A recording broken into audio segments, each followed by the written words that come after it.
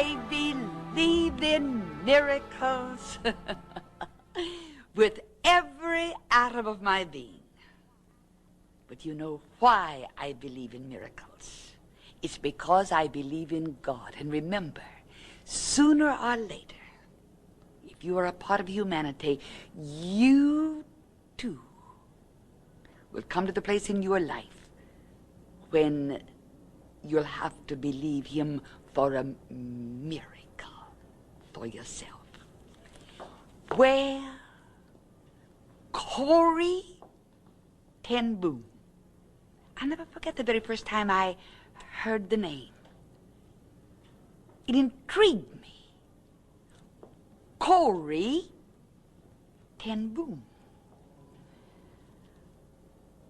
I'll never forget the first time I heard it. The little Dutch lady, born in Holland. And then it wasn't long, I heard many people speak of Corie ten Boom. I was on my way from Europe recently, and Ruth had the book, The Hiding Place, The Life of Corie ten Boom. And so I began reading it on the plane. I found myself so intrigued with the book. I read it as far as New York, and then I found myself reading it from New York to Pittsburgh. I had Corie ten Boom for breakfast, for lunch. I practically lived with Corie ten Boom. This is the book, if you have not yet read it, and it's called The Hiding Place.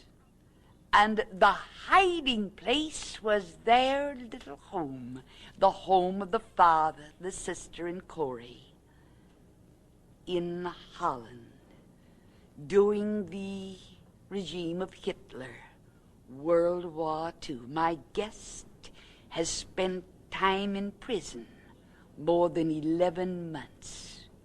The hiding place for literally scores and scores of Jews.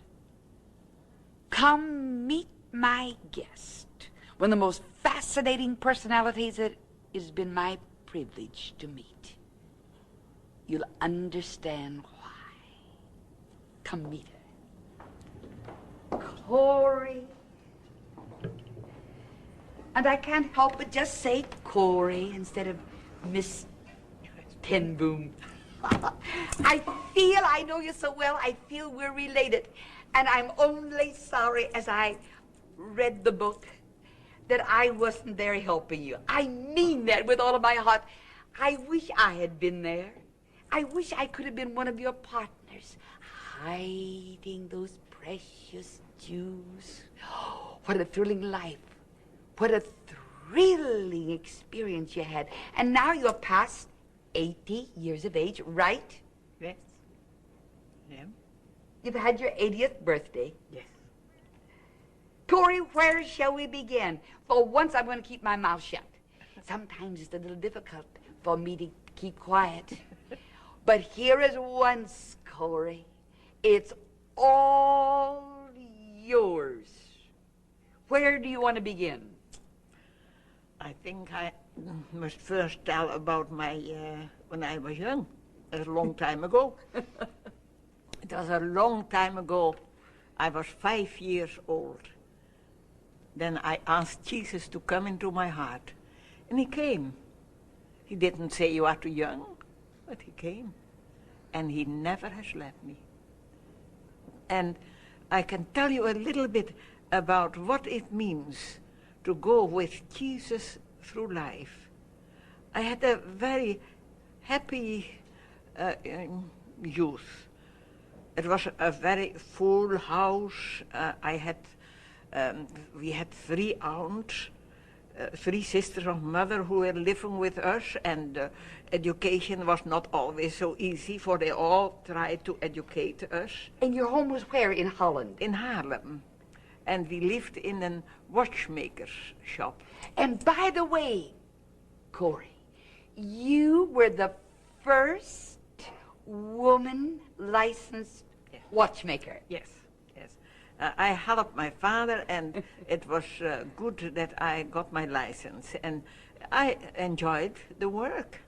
And we were a real team, father and I.